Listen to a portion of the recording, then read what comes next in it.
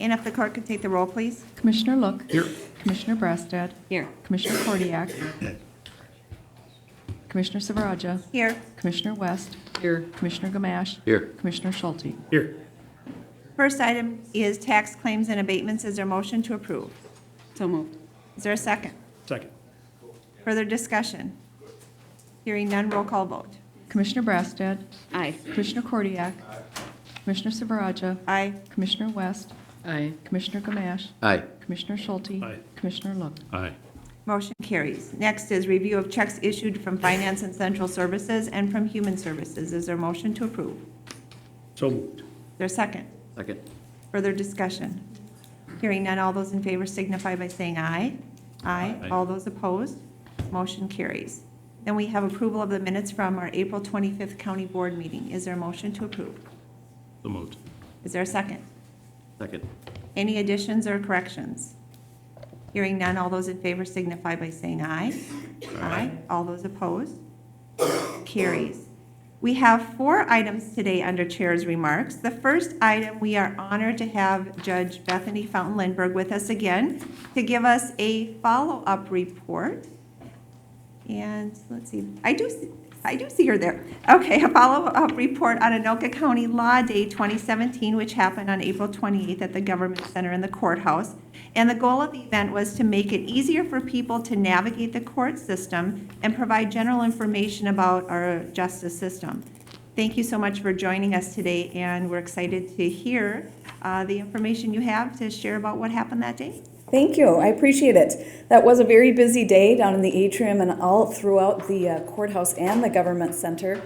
If you remember last year, we served approximately 200 people in terms of individual legal advice from attorneys that volunteered. This year, that number increased 25%, and we had legal advice clinics running through about 250 people.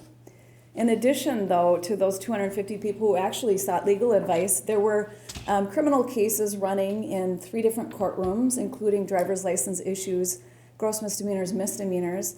And of those cases, we cleaned up 220 criminal files, which was amazing. And we had those judges in the courtroom working hard until about 4:15, even though the event ended at 3 o'clock. So that was very well attended. High attendance at family law clinics, high attendance at expungement clinics, and at the DMV, the driver's license clinic, again, saw very high numbers. And even though we had 2 full-time staff persons this year, still had some lines, people waiting to see those folks and figure out how to get their driver's license back. So that was very rewarding in terms of helping and assisting those folks. In addition, we had about 160 people that attended the presentations that were presented by the sheriff and by the county attorney, the treatment court specialty, and others. We had the K-9 unit and the forensic. We had about 160 people go through there, including Girl Scout troops and some homeschool people and some members of the general public. So that was very well attended. In addition, we had 70 students show up to run through the educational track, which included this mock trial. And I think the best summary of how their experience was when the kids asked, when can we come back? Can we come back again soon? They loved it. Talked about how it helped define their career choices moving forward, that they understood about government. And by the way, Commissioner Silveraja, they loved the fact that you took time out of your day to come and meet them and talk to them. That was a highlight for them. It was their quotes are so interesting. They had Tri-County Labs there, and of course they wanted more dead things and more bones. And so that was a lively conversation. It was really fun. I actually learned. Can you make it longer next year? The mock trial was amazing. That same day after the students left at about 1:30 or 2 to get back to their schools, 2 of the students returned back to the courthouse and asked how they could volunteer their time over the summer because they were so amazed by their experience and wanted to learn more. Some comments from the general public: very worthwhile and helpful to those who can't afford legal fees and lawyers. The legal system is complicated, but with services like these, it makes it easier to understand and navigate. Thank you. This was an emotional day, and expertise from attorneys was appreciated. We had one gentleman come through the criminal cleanup clinic who had almost 1,000 days of sobriety, had been released from prison, was back in the community, had a job, and with the help of Jenny Walker Jasper, who was the judge that day, was able to sort through all of his cases that had gone into default, misdemeanor cases, while he was in prison, resolve those, clear up over $8,000 worth of fines, help him enter into a manageable payment plan. He left with his driver's license with tears in his eyes saying, I never thought I would get my license back in my entire life. So those kind of experiences made the day very rewarding for the students, for people who came for services, for people who came for tours, and for presentations from the leaders. I thank everyone for their efforts. It was a fun day, but it was well worth it. So that's where we are. If you have any questions, or I do have a summary that's about 7 pages that I certainly could provide that talks about a better breakdown of the numbers and more comments from surveys. Well, thank you so much. It was certainly an honor to be able to kick off the event that day, and it was also fun to see so many young people that were so excited to really learn more about how our system really works. And definitely, I think you had a significant impact on their future career choices. They were already saying, oh, I think I might be interested in being a lawyer, or, as you said, there were many of them that were very interested in how they might be able to do an internship or come back and really get some additional hands-on experience. So fun to see the interest there, and we really appreciate your leadership and appreciate the partnership as well, and look forward to what you have planned for Law Day 2018. Thank you. Thank you very much. Our second item under Chair's remarks today is the annual report from the Anoka County Medical Examiner, Dr. Quinn Strobel. Our Midwest Medical Examiner's Office performs death investigations and autopsy and provides education and consultation to up to 21 counties. So, Dr. Strobel. Hi, good morning. Good morning. Our office administrator, Gary Alberts, is here, and he just wanted me to mention that we're the appointed ME for 21 counties, and we also serve as a referral forensic pathology services for about 12 more counties in Minnesota and Wisconsin, and we also are contracted with hospitals to do their autopsies as well. So we're pretty busy, which I think shows on this next first slide here. Our total cases for all of the counties that we cover obviously has increased greatly over the years as we have incorporated more counties. And Anoka County itself is in red, the box. You could see how there's also a steady increase in total cases there. Our total autopsy numbers have also greatly increased over the years, as you can see, from 442 in 2011 to 816 last year. For Anoka County last year, we performed 175 autopsies. And just going to give a brief breakdown of those cases. So 48 of the autopsies we performed were classified as natural deaths, and the majority, as expected, were attributed to cardiovascular disease. There were 27 motor vehicle related deaths last year, 24 actual fatalities. 3 deaths were delayed complications of injuries sustained years ago for 3 people. But of those 24 fatalities in 2016, there were 4 pedestrians, 2 who were struck by motor vehicles and 2 struck by a train. Alcohol was present in 3 incidents, and methamphetamine was present in 1. And you can see, compared to 2015, there was a significant increase in the motor vehicle fatalities. It's the most we've ever seen. Of the non-motor vehicle accidents, there were 97. Again, there's a significant increase. We performed 52 autopsies in those cases. The average age was about 43 years. The decedents ranged in age from 23 days to 87 years. There were 3 infants who died due to unsafe sleeping conditions. The deaths were classified as the majority were drugs, alcohol, and substance abuse, 38 incidents. Of those, I have the incidence of certain substances detected listed below. Obviously, if you do the math, it doesn't equal the total number of cases because frequently there's multiple substances in one individual. We had 12 case. Go ahead. I'm sorry. Oh, sorry, I was jump just going to in. interrupt and say, Yes, I'm not please. seeing it. Thank you. We weren't seeing the slides, so Yes, thank you.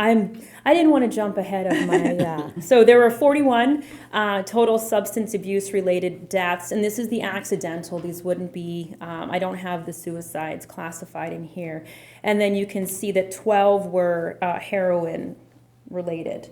There were 11 incidents of other opiates and opioids, hydrocodone, hydromorphone, morphine itself, but notably there were 2 detected incidents of this unusual opiate that people are ordering from, I think it's China, U47700. It doesn't really even have a name. It's just that number. As well as we detected regular fentanyl, 6 cases in Anoka. We have detected those other synthetic fentanyls, the carfentanil, the furanol fentanyl, some goofy fentanyls. In other counties. We haven't seen them yet. But in those cases, we really have to chase those drugs because they're so potent. The levels are so minuscule that, essentially the lab tells us that, carfentanil is there in this person, but it's so low due to their accreditation, they can't even report it out. So it's quite a challenge. To work with, but we work with one of the best toxicology labs in this. Most of the medical examiner's offices use the Hennepin County toxicology lab, and so we're all kind of continually working and growing to try to catch these drugs. And then moving on, there were 4 deaths classified as homicide. In 2016, the decedents ranged in age, very extreme, 24 months to 95 years. So that was just a very, very tragic year last year. There were also 48 deaths classified as suicide. The decedents ranged in age from 14 to 83. And of those 4 were teenagers. Alcohol was present in 12 of those cases. The majority of the deaths, but not by, just a little bit more than half, were due to gunshot wounds. And ligature hanging was a close second. Of the undetermined cases, which means that after a full autopsy, scene investigation, et cetera, an evaluation of circumstances, a manner of death was not considered more likely than not. It was another infant who passed away while co-sleeping. A 22-year-old male who died of undetermined causes, may be one of those cases where there's a substance that we just can't find. And then a pedestrian automobile incident of a 35-year-old male. Lastly, there were 2 incidents where someone found some bones and they were deemed non-human, which is good. And then lastly, 1,286 cremations were approved. And we contacted the Minnesota Department of Health, and they counted 1,780 total deaths in Anoka County last year, and so it looks like 72% of people are choosing cremation. So 72% of the deaths were cremation. That was a question I kept getting asked in other counties, and I didn't have the answer, so I was ready for you guys. So, if anyone has any questions for me? Anyone have any questions? A lot of information to throw at you, sorry. Yes, absolutely, and thank you so much. You do just an amazing job for us, and we are so fortunate to have you really, your expertise. You are able to provide the information in a very clear manner, and provides really those answers for families as well.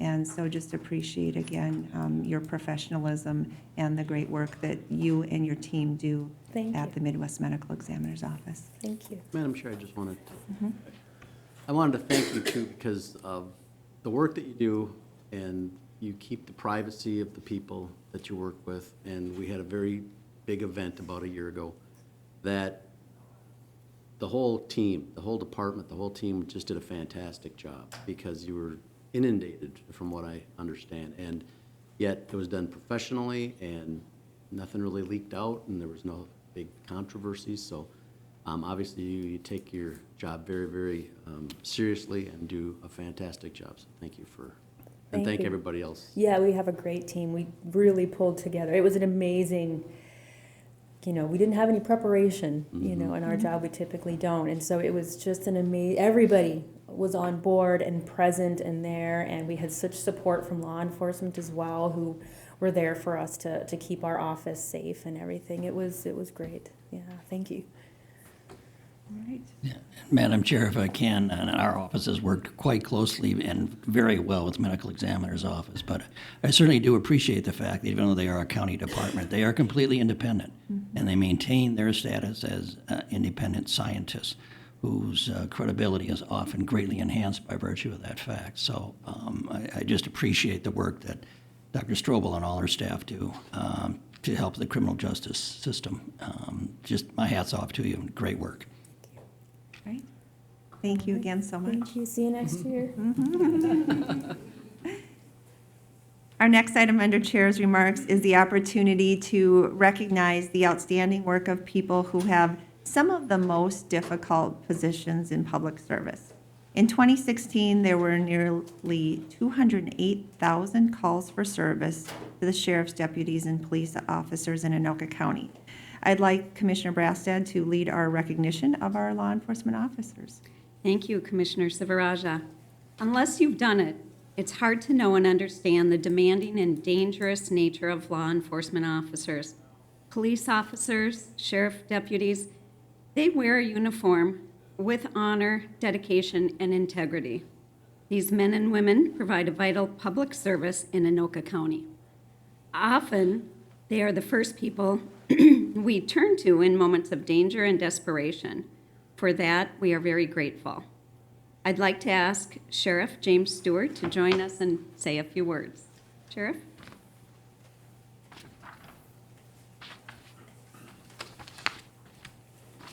Thank you, Madam Chair, Commissioner Brastad, Commissioners. First of all, thank you for the resolution you'll be bringing today and for recognizing our protectors today. In our line of work, we get to see regularly, certainly with the partnership with Dr. Strobel and her amazing team, but across the board, we get to see how precious life is every single day and how quickly it can disappear from us. And sadly, we also see around our country every single day as our protectors are attacked and even killed as they protect and serve our families. In recent years, the national trend has been to attack and demoralize our protectors rather than embrace the bigger picture or recognize root problems. I can tell you that I have met protectors from all across our nation and can say confidently that they remain men and women of integrity and courage and willingly sacrifice their weekends, their holidays, their family time, their lifestyles, and even their own personal safety on our behalf.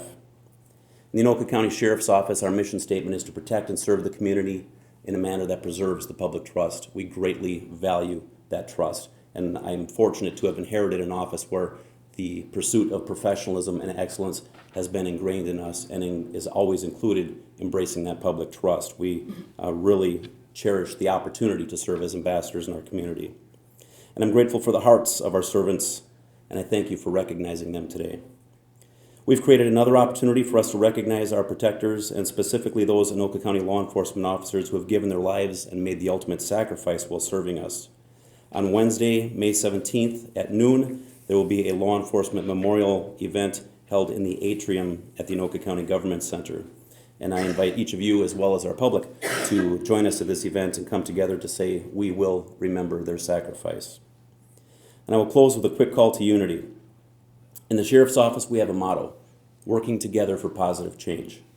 I'm happy to say that I think we've all come together as a team and have embraced what it looks like to work together for positive change, and I thank you for that partnership.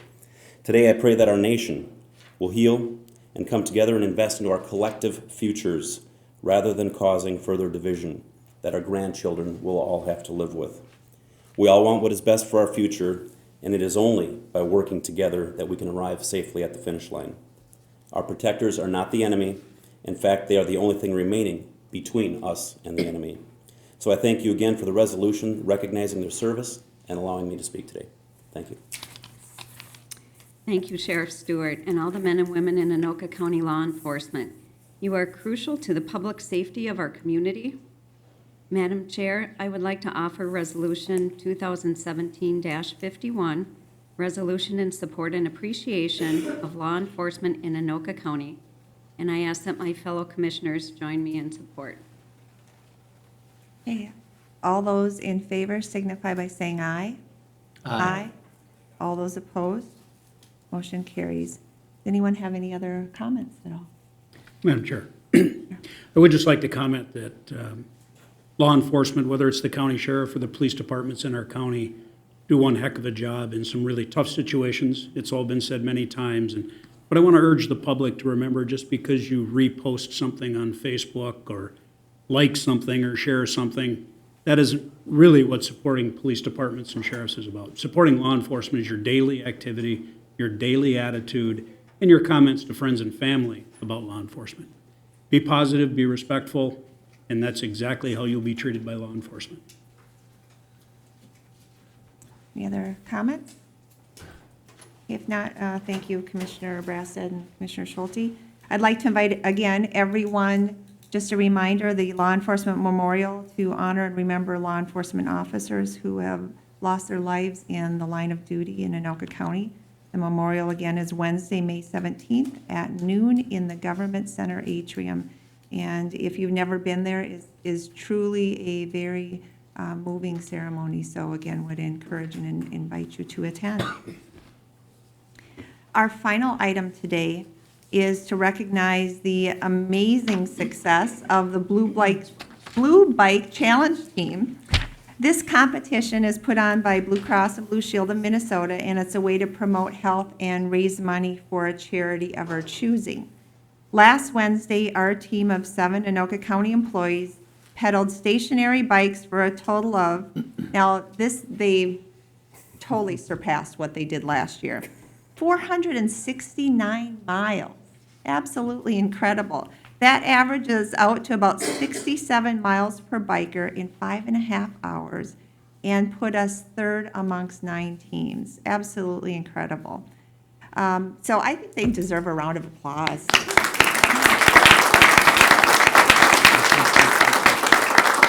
They did this last year, and they actually came back to do it again this year. That's what's even more amazing.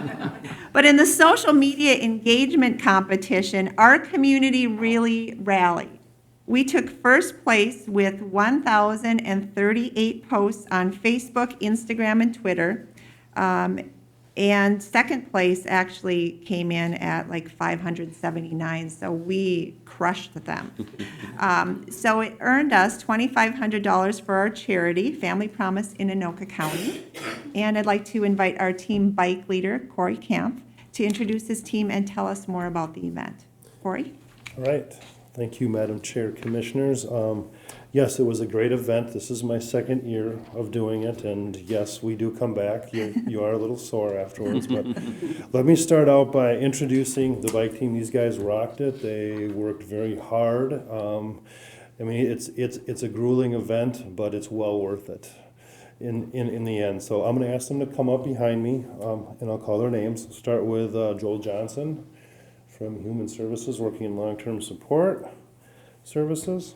And I got Lori Johnson, also working in social services. We got Bill Keller with Finance and Central Services. We have Mike McFadden from Economic Assistance. Right. We got Brian Padani from the Sheriff's Office. And finally, Michelle Reed, also from Social Services. So this is your team this year. What I wanted to kind of point out is, yes, it's a grueling event. Yes, we ended up 3rd. We made it through pedals falling off, and we had pedal clips falling off on us, and we had to do that. In fact, we even had one of our bikes changed out on us in the 2nd session because of things that weren't quite working right. But you know what? You work through it as best you can, and I do want to take a moment to thank all those that supported us, because as Commissioner Silveraja said, the social media was what brought us over the top, and I've got to give a special shout out to Eric Thorson, the Communications Director, for helping us put this out there, and Pat Robinson from Finance and Central Services, and she's here. Pat organized the smoothie bike event and just was probably our top cheerleader, getting everybody possible to get out there and tweet and Facebook, and she even opened up 5 Twitter accounts on the day.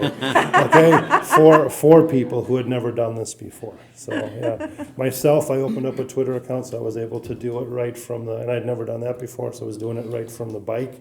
In fact, David Fry was using my phone doing some tweeting when he was visiting us, and it was very great to see him visiting us. But definitely the support from you, the commissioners, the support from all the departments. I think they were all posting. People were posting on the Facebook pages of Anoka County as well as their own accounts and stuff, and that was great. And all the staff and community support that came out from this. I think I saw Twitters from different companies. I think the Ham Lake Chamber was in there. I think I noticed that, as well as all the departments. I know the Family Promise community was out there in force posting too. So that just makes it a great event, And I think, I do need to thank the Anoka County Employees Club. I believe they provided the ingredients for the smoothie bike that helped with that event. And of course, our county attorney was down there riding, trying to support us there. We appreciate him as well as many other people.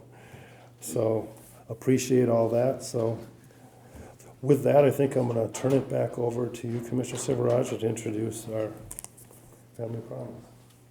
Great. We were sorry to miss out on the smoothie bike thing. So next year, we will have to make sure to get that on our calendars ahead of time. Some of us had a meeting already scheduled with another executive director from a local nonprofit, and we got our lunch and we literally stopped and said, okay, everybody go on and tweet in support of the Blue Bike Challenge. So normally, of course, that would be rude at lunch, but we all stopped, and it was nice to see the community really rally, so appreciate that. As I mentioned before, we chose Family Promise in Anoka County as our charity for the Blue Bike Challenge. Joining us today is David Fry, Executive Director, to tell us about the work that they do to help homeless families in Anoka County. David, welcome.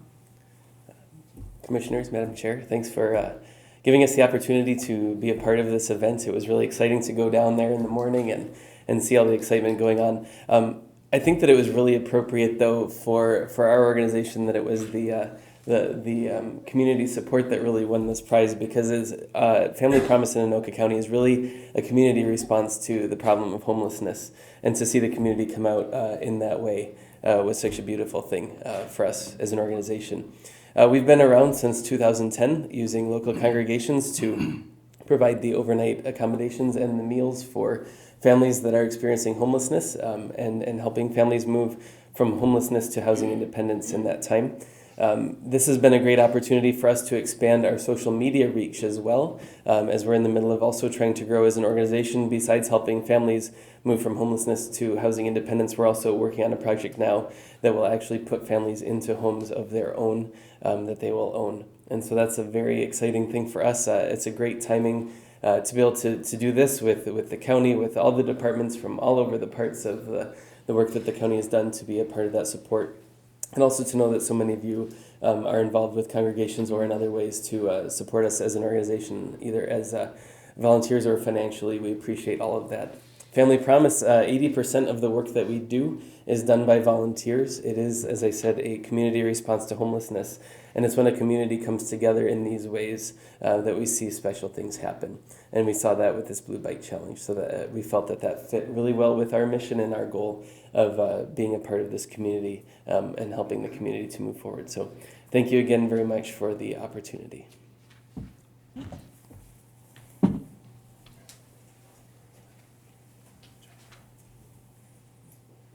Well, thank you, David, for all the work that you do. And on behalf of Anoka County, we would officially like to present you the $2,500 check. Thank you.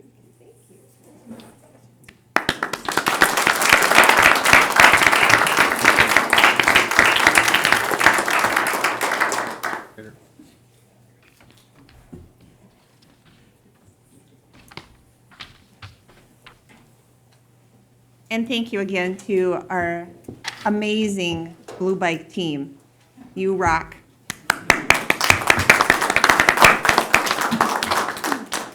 Now we will move on to committee reports, beginning with Transportation Committee report.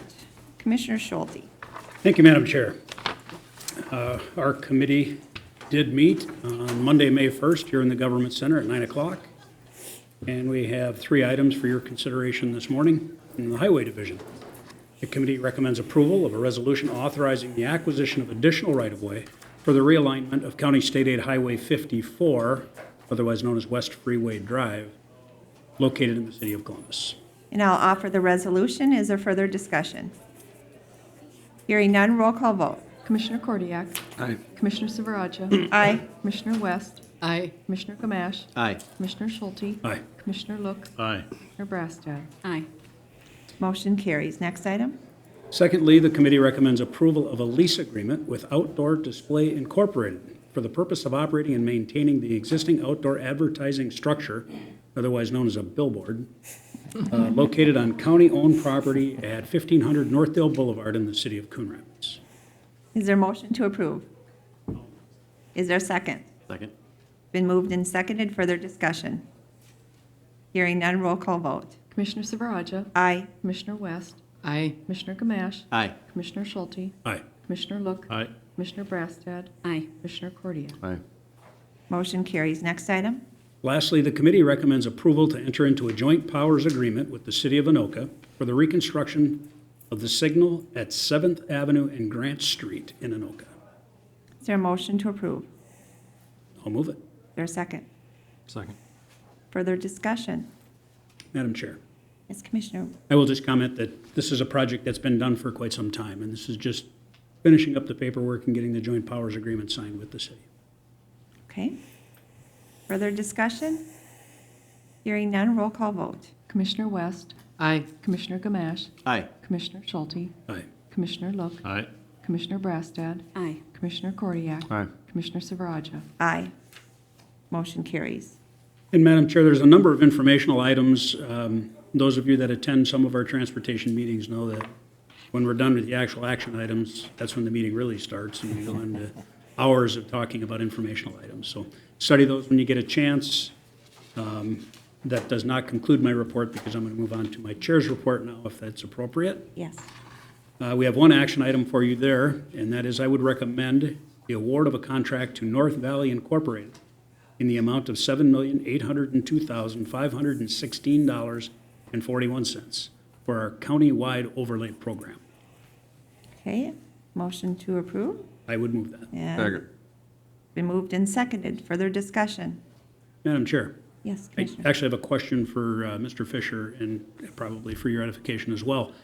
We only received 2 bids, favorable nonetheless, but just 2 bids, and I'm curious if we have an inkling as to why that might be. Mr. Fisher.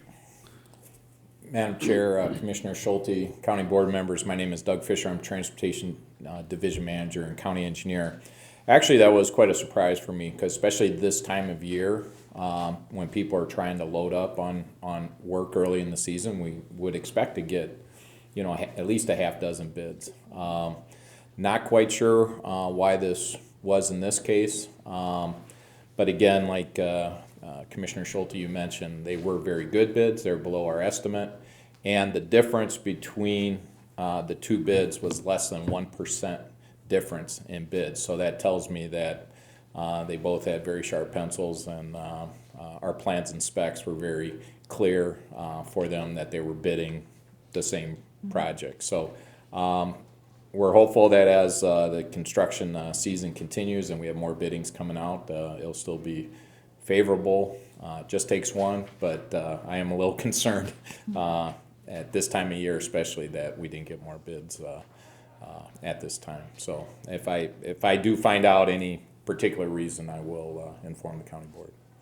Madam Chair. Yes, And just as a follow-up, I think there's a lot of projects. I think there's still a lot of action in the road building industry all across the state, and I think it's only going to ramp up as more and more dollars become available, either through the state legislature or through the federal programs.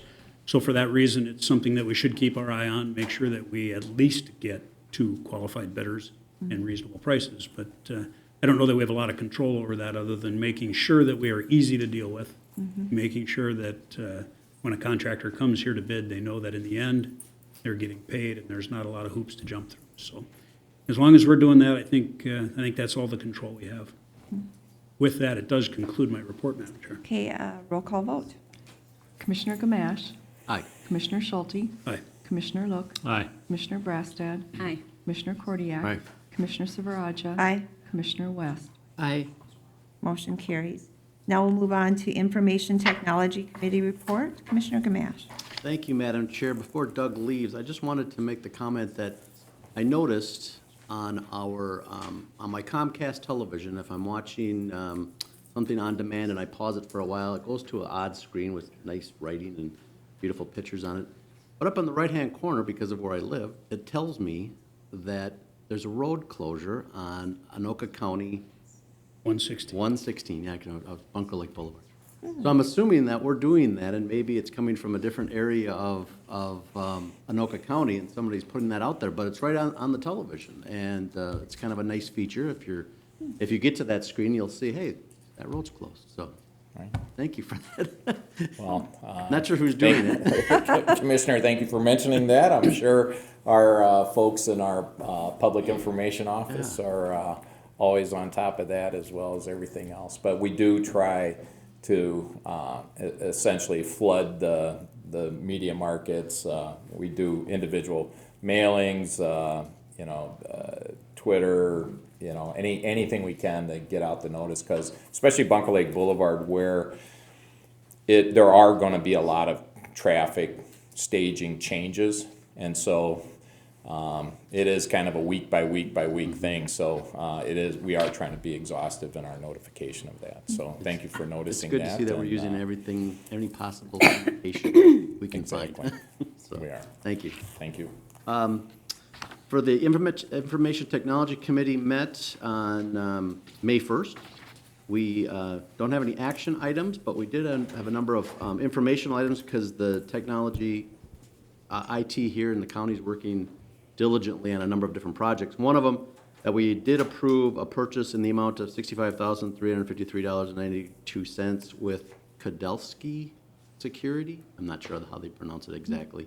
For the purchase of replacement of the county's load balancers. And if anybody has any questions about load balancers, the professional expert is here to answer that if you want to know what it is. Susan, if you want to just give us a quick update on the load balancers. I certainly can, Madam Chair, Commissioner Gamache, members of the county board. My name is Susan Vreeland. I'm the Director of Information Technology.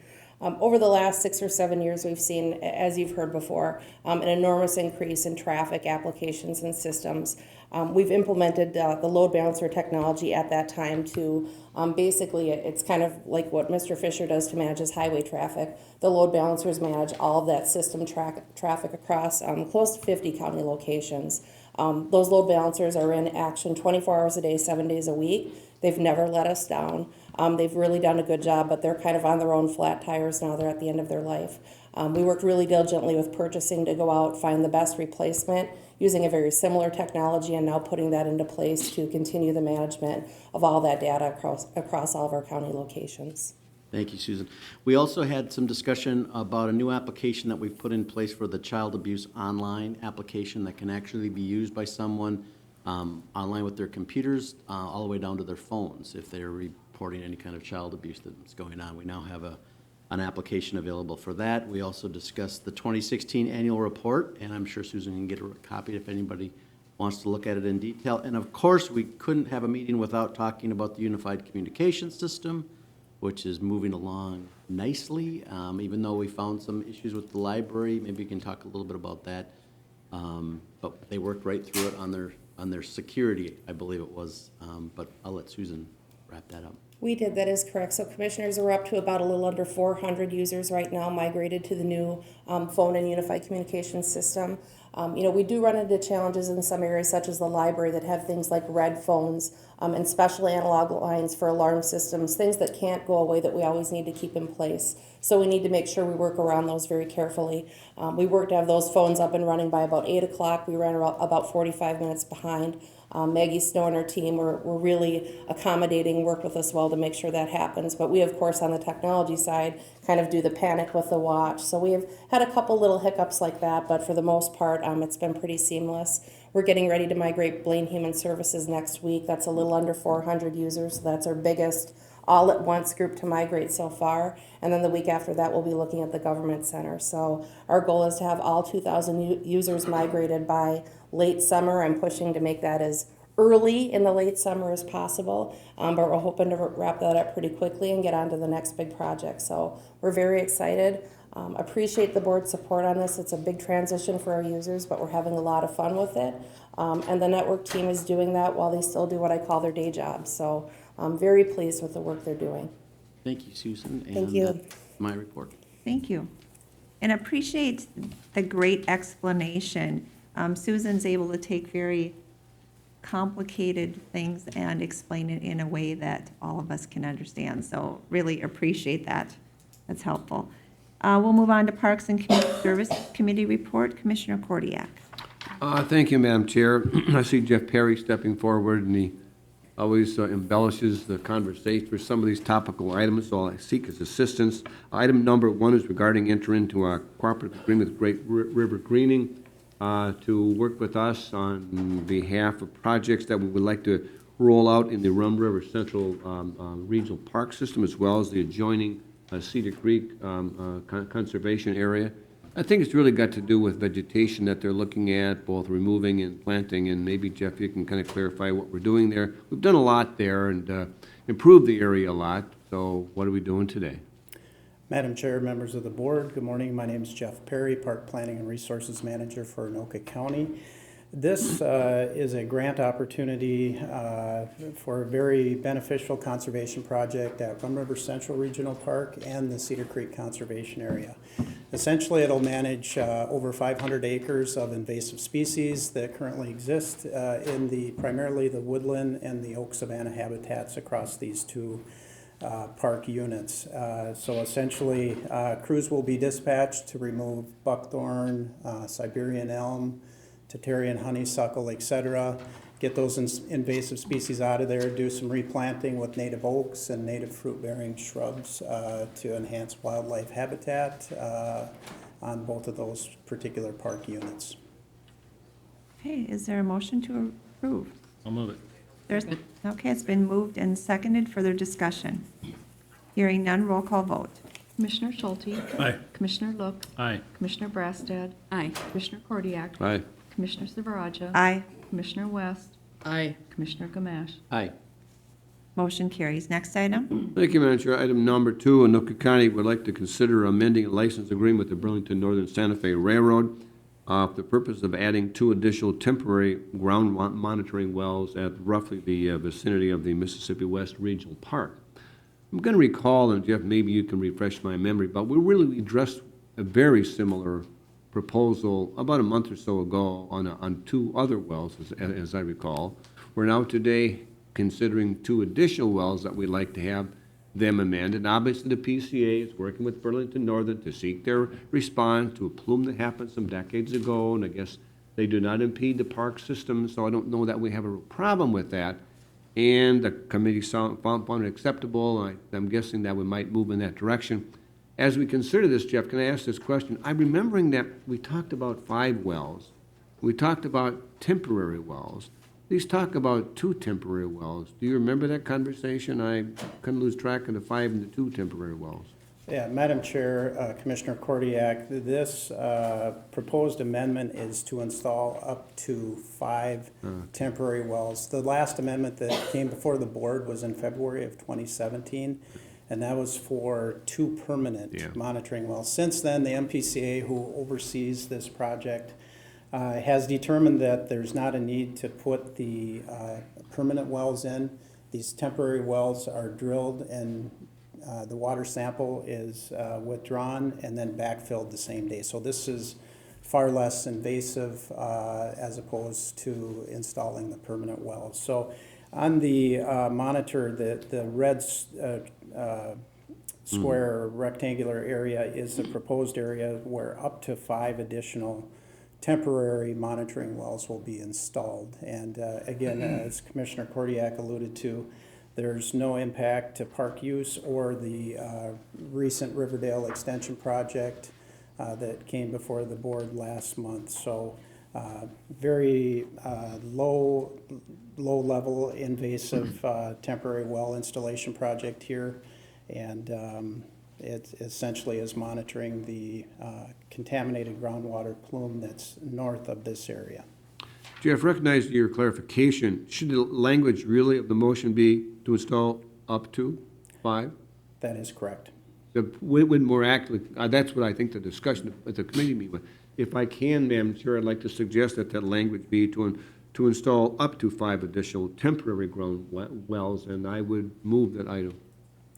Madam Chair, I'll second it. Okay, moved and seconded, and question. Thank you, Madam Chair. From serving on the Ramsey City Council, I recall this incident, this derailment, and I also recall that they had done a cleanup on this, but I'm gathering, based on this discussion, that the cleanup wasn't all-inclusive, we might say. Madam Chair, Commissioner, that is correct. The derailment actually occurred in 1963. It was powdered lead arsenate, and it occurred on the railroad tracks you can see to the north on the image. And it was immediately mitigated and cleaned up at that point in time. And then with ongoing monitoring, the PCA has indicated to the railroad that conditions are stable in terms of the contamination, but just as a precautionary measure, they're continuing to monitor south of the actual contamination site to ensure that it's not migrating further to the south. But Madam Chair, as you're aware, Jeff, they haven't cleaned it up as of yet, more recently here within the last 10 years? Madam Chair, Commissioner Look, to my knowledge, I don't believe that they have. At least in terms of the any activity in the park. They Right. may have on private property or railroad right-of-way, they may have conducted some activities that the county, is not aware of at this point in time. Okay. Okay, further discussion? Hearing none, roll call vote. Commissioner Look, Aye. Commissioner Brassad, Aye. Commissioner Kordiak, Aye. Commissioner Silveraja, Aye. Commissioner West, Aye. Commissioner Gamache, Aye. Commissioner Schulte. Aye. Motion carries. Next item. Thank you, Madam Chair. The next one was some interesting discussion. I think we were supported today by a representative from the Rice Creek Watershed District, and maybe you could come forward to make a comment. You're here today to make some comment, ma'am, to the proposal here today. It's the Rice Creek Watershed District is interested in installing and monitoring a carp barrier in the Rice Creek Chain Lake system. They have a problem with carp, as he might describe the story. I think they kind of tend to originate in North Long Lake and the southern end of that spectrum and migrate north and south. Carp are a problem. They want to try and mitigate that problem. They see this as a reasonably effective technique. We've heard of these things before. More commonly, they are a higher voltage system that tends to stun the fish. This is a lower voltage system that has a different impact on him. And maybe we can ask Jeff, you to introduce our guest and ask him to make comment. Madam Chair, members of the board, I'd like to introduce you to Mr. Matt Koshin with the Rice Creek Watershed District. He's the lake and stream specialist, and he will be able to provide you with a brief overview of the carp barrier project.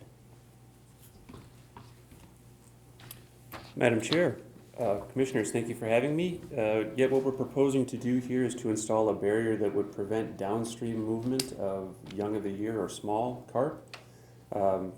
Common carp move between the chain of lakes, which includes Rice Lake and Baldwin Lake on the map here, and downstream through Rice Creek to Long Lake. Generally speaking, Long Lake is the winter home for the carp, and then they move up into the chain of lakes to spawn and reproduce. Disrupting this movement in between these two systems is going to be key, we believe, to control common carp. Common carp have a very negative impact on water quality, water clarity. They contribute to algae blooms, thus our interest in managing them in the system.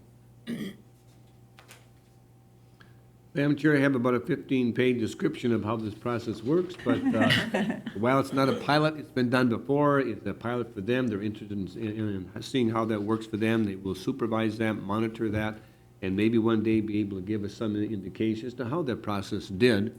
But we don't see any problems with it in terms of snagging canoes, snagging logs, public concerns. So I think that there are no concerns of those. Hopefully, it will have an impact on warding the migration of carp back and forth and begin to maybe to slowly limit their populations in the waterways.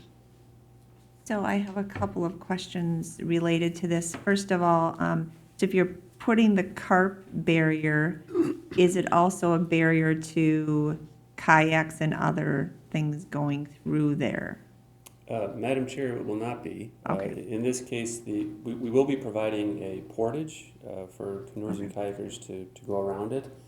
However, the barrier is actually installed along the bottom of the channel, and so the electrodes are under the water most of the time. So canoers and kayakers could, in theory, float right over it. Okay. Do I remember that your electrodes were floating heads? They're Yes. floating bobber-type heads that Correct. are suspended, so really you don't Yeah. snag them or run into them as a net. You may go through them if you ever did have that outcome.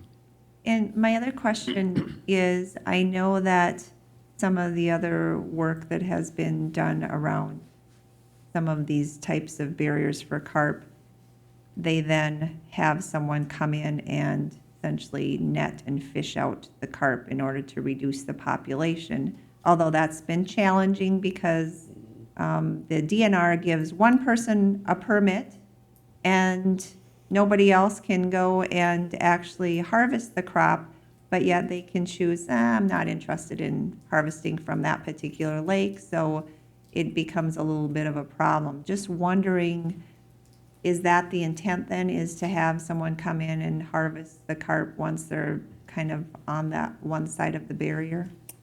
Madam Chair, yes, that is the intent. We have worked with commercial fishermen in this area before. This represents a new tool for continuing to work with the commercial fishermen and perhaps enhance the effectiveness of those operations. Okay. Thank you. Unless- Great, I will move approval. Second, Madam Chair. Further discussion? Want to thank you for your great work. We heard from the Rice Creek Watershed District just within the past couple of weeks, and you know, you are doing amazing work there, and we're very appreciative to get 2 lakes off of the impaired waters list is unheard of. So again, congratulations on your great work. Madam Chair, And Commissioners, thank you. Matt, thank you. roll call vote. Commissioner Brassad. Aye. Commissioner Kordiak. Aye. Commissioner Silveraja. Aye. Commissioner West. Aye. Commissioner Gamache. Aye. Commissioner Schulte. Aye. Commissioner Look. Aye.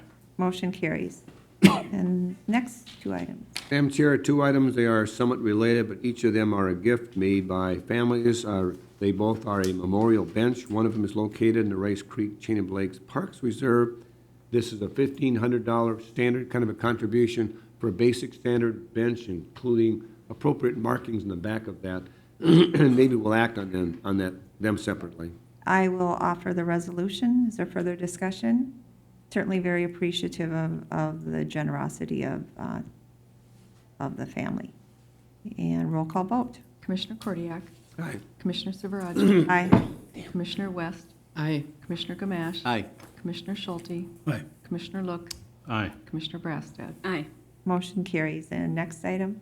Next item, Madam Chair, is a little closer to my home. This is a longtime recognized family, the Sklecki family, who I've known for many years. They made a similar contribution.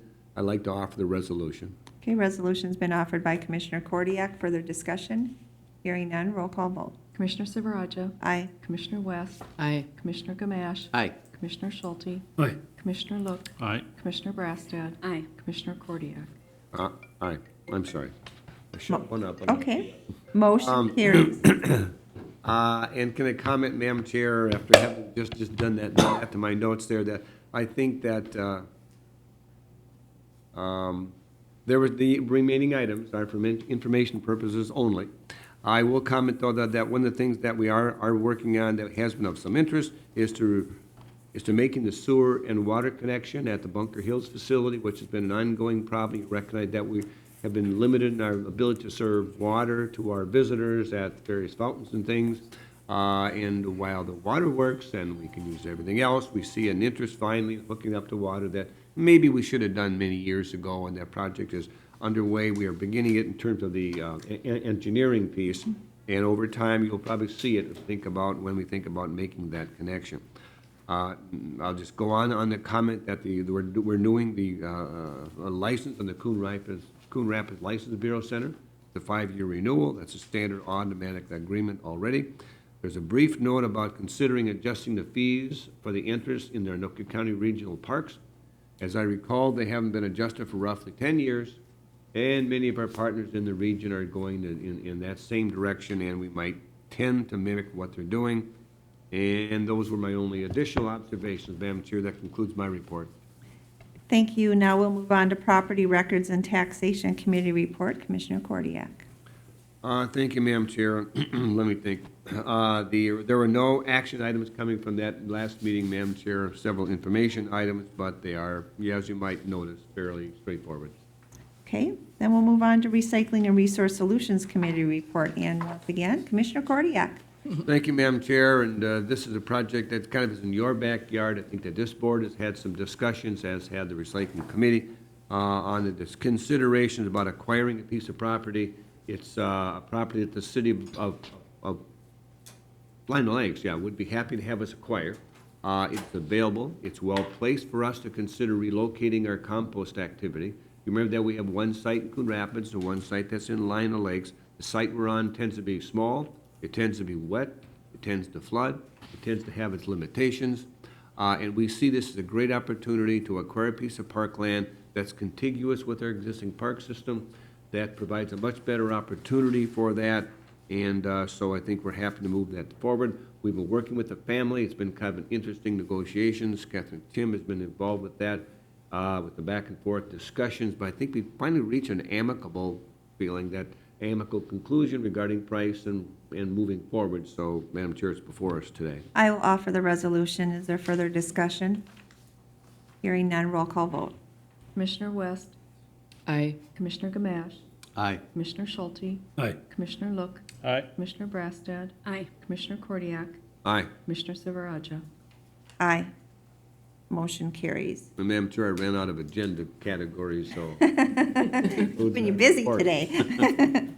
All right. The next item is regarding approving the Anoka County 2017 Annual Action Plan for the Community Development Block Grant and Home Investment Partnerships Program, and authorizing the submission of the grant to the U.S. Department of Housing and Urban Development. Madam Chair, I will be abstaining from the vote relating to the Anoka County Community Action Program funding, but I would like to offer the following resolution without ACAP's funding and move its adoption. It's Resolution 2017-52. Okay, so 2017-52 without the ACAP funding. So that resolution has been offered. Madam Chair? Yes, Commissioner.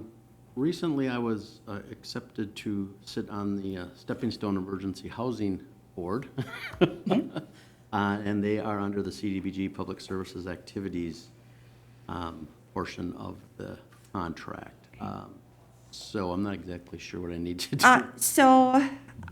Commissioner West, would you be willing to change your resolution or amend your resolution to also exclude Okay. Stepping Stone? What that does is make each of us You're both not being able to vote for the opposite, but it's, yeah. okay.